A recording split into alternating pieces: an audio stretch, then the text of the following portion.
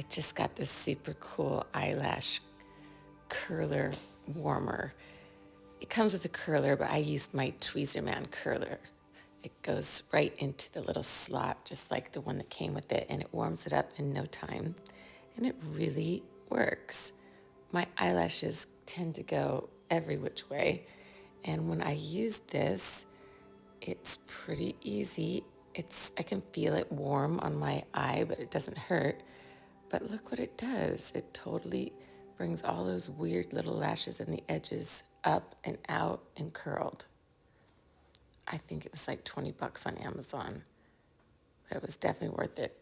See, I pulled it out a little bit. Like I curled it right at the eyelid, but then I pulled it out to curl the ends of them more because sometimes the ends of them don't get curled.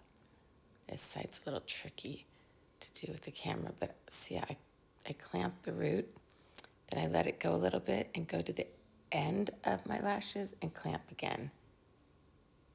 You really have to clamp down hard. Give it a try. I know you'll like it.